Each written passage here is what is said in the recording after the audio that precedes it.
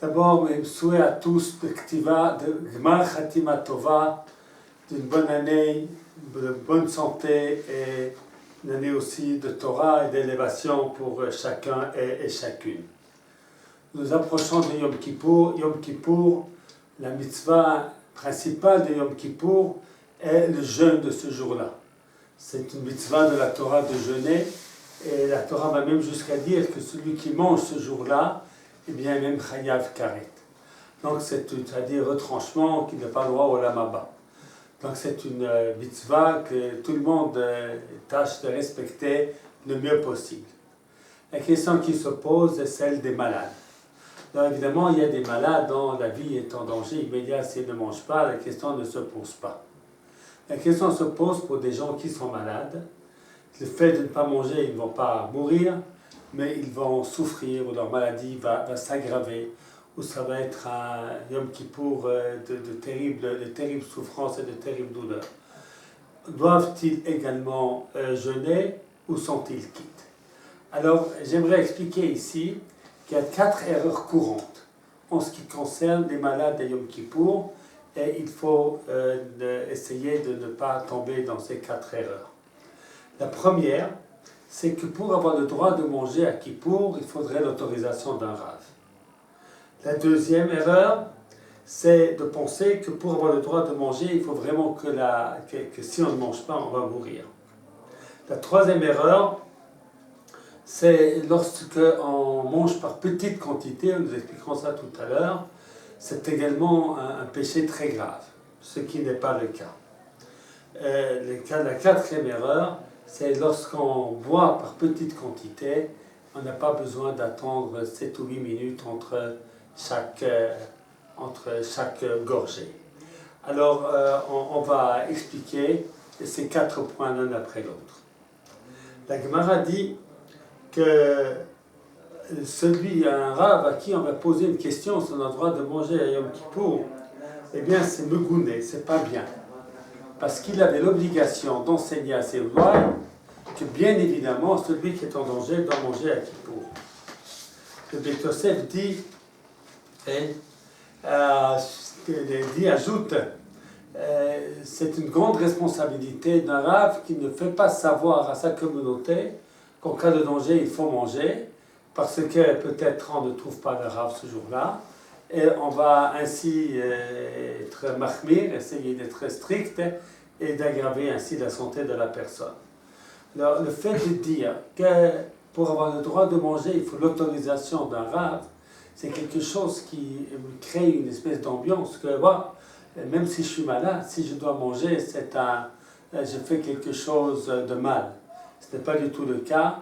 Celui qui mange lorsqu'il est en danger, non seulement ne fait pas de mal, eh bien il accomplit une mitzvah très très importante. On parle d'un rave qui allait voir les malades qui ne voulaient pas manger et leur disait, voici le travail du Yetzer Hara, celui qui est malade et quitte de toutes les mitzvot, sauf celle de faire attention à sa santé, vient le Satan, le Yetzer Hara, pour t'enlever cette seule mitzvah que tu aurais. La deuxième question est qu'est-ce qui est appelé sakana? On a l'habitude de penser que le danger, c'est que la vie est en danger. Eh bien, ce n'est pas du tout le cas. Le Tosfot rapporte, et c'est rapporté dans le Beit Yosef, et je vais donner une des citations. כיוון שיודע החולה שמה כיפורים הוא או שבת ואומר אני צריך ואני יכול לסבול מעמד החולי, c'est que le malade qui sait que c'est Yom Kippour, il dit mais je ne peux pas supporter, eh bien on lui donne à manger. Et la halakha est que même s'il y a son médecin qui dit qu'il n'est pas en danger et que lui il ressent qu'il a besoin de manger, il faut lui donner à manger. Et nous dit le Shulchan Aruch, nous dit le Beit Yosef, de penser qu'il faut que la vie soit en danger pour avoir le droit de manger, eh bien il me semble que c'est Trumra Gdolahi, c'est une très grande sévérité. Car c'est très rare que le médecin va dire que s'il ne mange pas, il va mourir. Mais qu'est-ce que le médecin dit? S'il ne mange pas, il se peut que sa maladie s'aggrave. même s'il y a des livres où c'est écrit, s'il ne mange pas, il meurt, il ne faut pas comprendre cela au mot, vraiment qu'il va mourir. Mais toute la question est de savoir si le fait de ne pas manger, de ne pas boire, eh bien, va aggraver sa maladie ou va lui créer de grandes souffrances. Eh bien, dans ce cas-là, on a le droit de manger. Surtout qu'on ne mange pas d'un coup comme on mange normalement. On mange le shiurim, on mange par petites quantités avec un espace entre chaque quantité. Et dans ce cas-là, il n'y a pas du tout de chiyuv karet. Même quelqu'un qui est en bonne santé, qui mange ainsi, eh bien, il ne sera pas chayav karet. Il aura fait un étude de la Torah, mais qui n'est ni transgressé un commandement positif, ni transgressé un commandement négatif.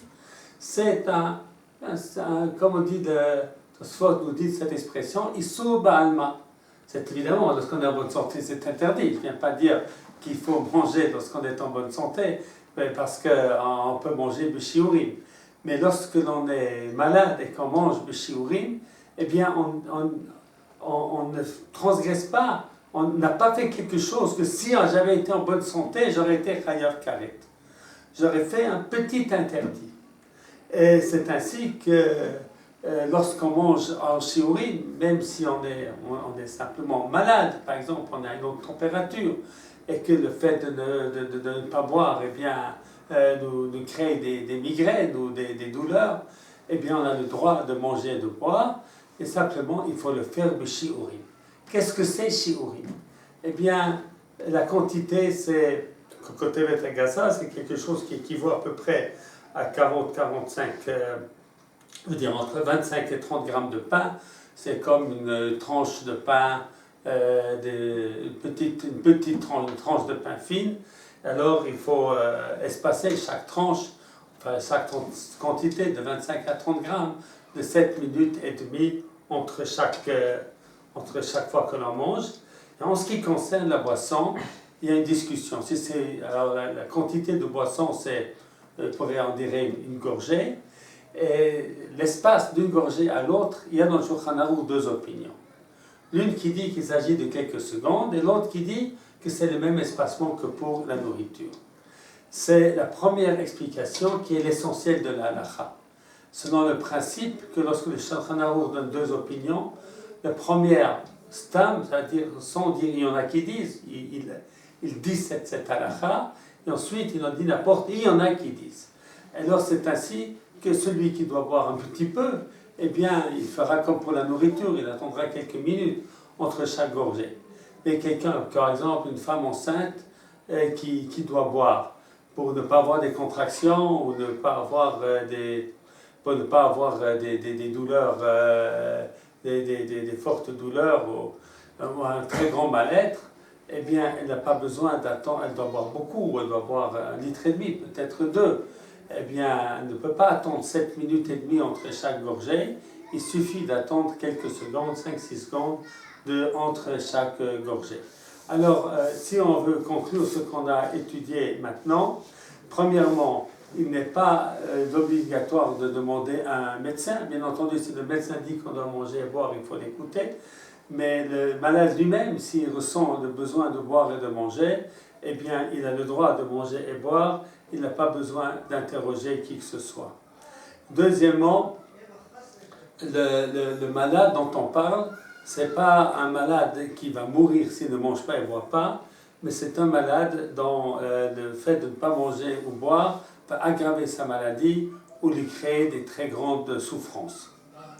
Troisièmement, lorsque l'on boit et mange b'shiurim, c'est-à-dire avec espacement, eh bien, il ne s'agit pas d'un interdit grave, où il y a chiyuv karet, où il y a la punition de retranchement, mais un interdit léger.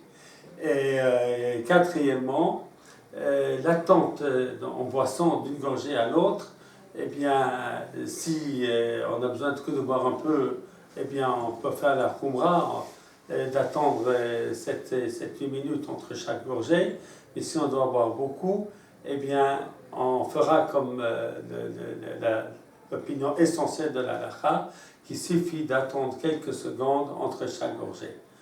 Prions que tous nos malades guérissent et que personne n'ait besoin de ces halachot-là, mais j'ai trop connu des personnes qui ont énormément souffert Yom Kippour, et c'est pour ça que je me permets de donner ce condensé de shiur pour éviter ces souffrances-là. Bien entendu, celui qui peut manger ou qui a une petite maladie et qui ne va pas s'aggraver s'il ne mange pas ou ne boit pas, quelquefois il est parfois même sain de ne pas manger pour guérir.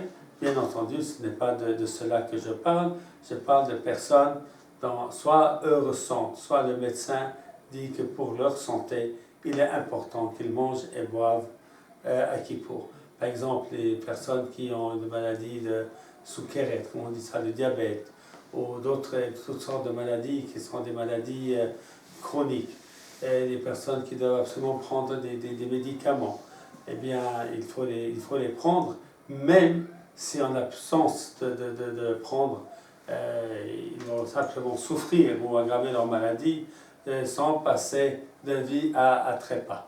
Et je crois que ces règles-là sont très importantes et on souhaite à tous nos auditeurs un bon Kippour, un Kippour d'élévation vers HaKadosh Baruch Hu, et que nos prières et notre Shuvah soient exaucées par HaKadosh Baruch Hu. Chag Sameach.